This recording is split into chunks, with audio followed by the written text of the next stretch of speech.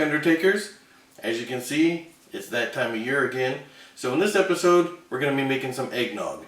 And before we start, there's two things I need to tell you. One, if you're basing your eggnog off the stuff that you buy at the grocery store, if that's all you've ever had, this is not going to be the same. It's not near as thick as that. So if you like that, you should really like this, because I think this is way better. It's not near as thick, and it just has a whole different profile in your mouth. It's much different, but it's really good. If you drink that stuff in the grocery store and don't like it, give this a try. It's simple. There's only a few ingredients, and if you don't like it, serve it to your guests and don't drink any. But just so you know, this is not the same as the stuff you buy in the grocery store. And number two, I ripped this off. This is not mine. I got this from Chef John at Food Wishes, and when you read his blog, he admits that his recipe is based off of Alton Brown. I don't know where he stole it from, so this is not original, but I've made it before for the last couple of years. It's really good. Everyone seems to enjoy it, and it's real simple to do. So to get started, we're going to need a little bit of nutmeg. We've got some sugar. We're going to have 4 eggs, a cup of heavy whipping cream, 2 cups of milk, and then in this recipe, I'm going to put rum.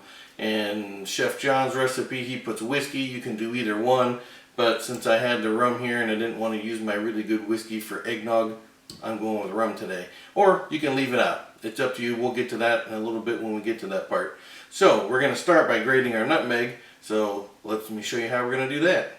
Alright, we're going to need about 3/4 of a teaspoon of nutmeg. And don't buy the stuff in the jar. Ground nutmeg the flavor goes away so fast that by the time you buy that jar and get it home, the flavor mostly is probably gone out of it. So just buy the little nuts. They're cheap, they're easy to find. I find mine at my grocery store. There's like a kind of like a Latino section there where you can buy different spices and stuff.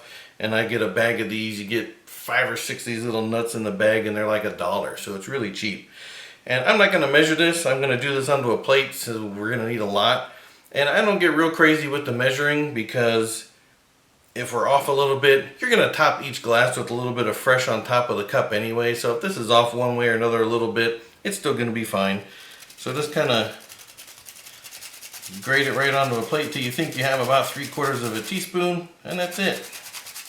So there we go. So there's ground nutmeg. It only takes a couple of seconds, and the smell is awesome. That's probably a little more than 3/4, but we'll probably lose some when I pick it up and dump it in. Some will probably fly out. But like I say, just take your best guess, and there's step 1 done. Easy. Okay, now step 2 is going to involve separating the egg yolks from the egg whites of our 4 eggs. If you've never done this, don't panic. I'm going to show you an easy way to do it. If you have done this before, do it your way, but I'll show you how I do mine.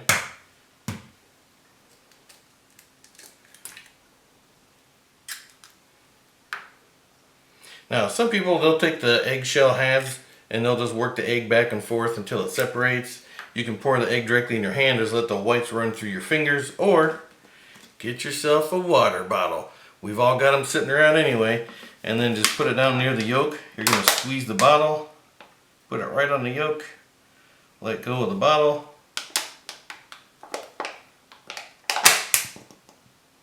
and it sucks it right out, and you spit it in your other bowl. That's it. No fuss, no muss, no messing with nothing.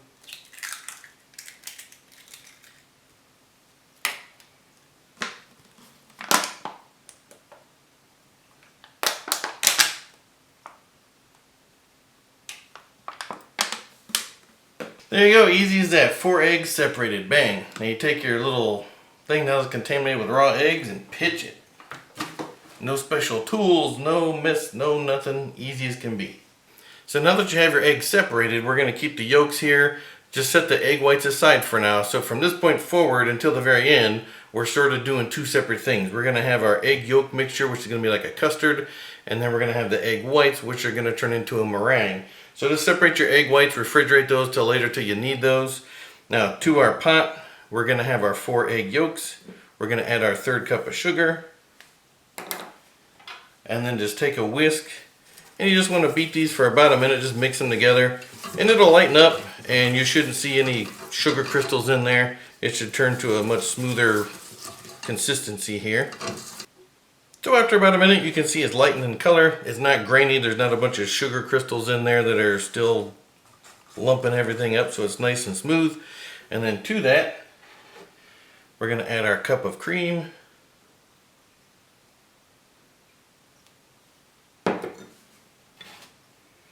And our 2 cups of milk.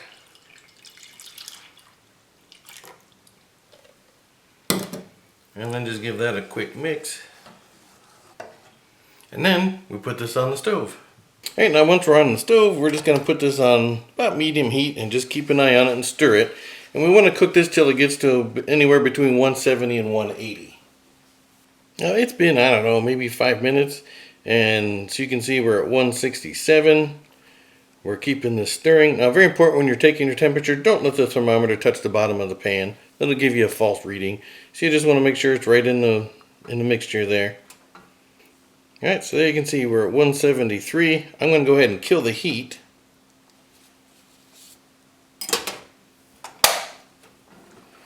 Alright, now at this point, we're going to take our grated nutmeg and drop that in there. Now you have a choice. Depending on what this party is going to be for or what you're making this for, you can leave this G-rated and stop right here and move on to what we're going to do next.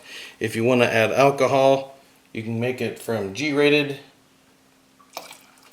There, we're R-rated. You can put in the second one. And I don't know, maybe that's X-rated, who knows. But if you want to add 1 or 2 shots of your favorite whiskey or rum at this point, you can. If you're going to be having kids drink this and you want to leave it out or you don't like it, leave it out, either way.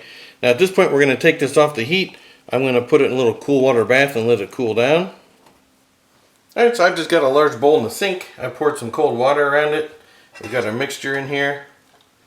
And it'll cool down, so just let it go. Now once it gets down to about room temperature, you can see it's still steaming, but once it gets down to about room temperature, I'm going to pour this into a pitcher. I'm going to cover it, and then we're going to put it in the refrigerator and leave it cool for a couple of hours. In the meantime, our egg whites are also covered. They're in the refrigerator, and once our mixture in our pitcher cools down, we'll do the final steps and put this together.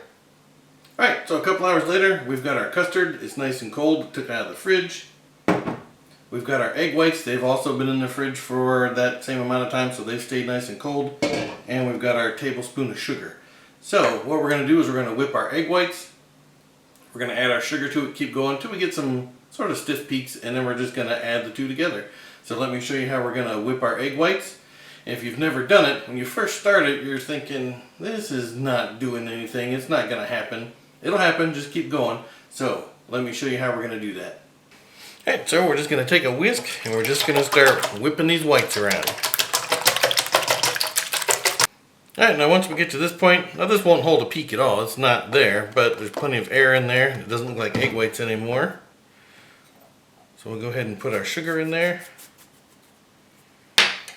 And you guessed it, keep whipping. So after a couple minutes, you can see it's coming together. We've got some, those are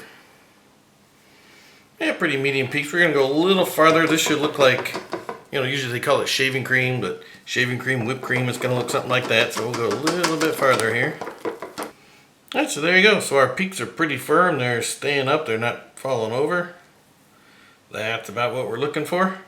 Now we just combine them. So we're just going to take our meringue and just kind of gently work it into our custard like that.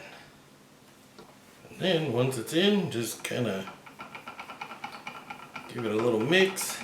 Now the meringue doesn't really want to go in there because it's full of air, so it wants to float. But just stir it around a little bit.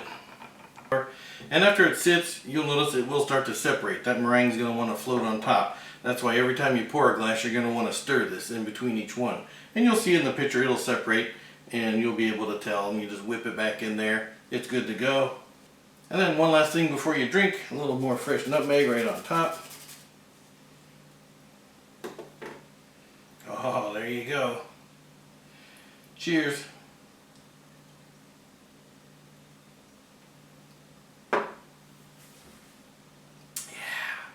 That's it right there. You get a little bit of the rum. It tastes like eggnog. It screams holidays. And you know you got a milk mustache or an eggnog mustache, you're doing good. So hopefully give this a try. Whether you like the store-bought eggnog or not, try this. It's not the same thing. It's easy to do. The hardest part is just standing there whipping up those egg whites. And if you want to, you could use a mixer to do it. So give it a try. You're going to like it. Let me know what you think, and we'll see you on the next one.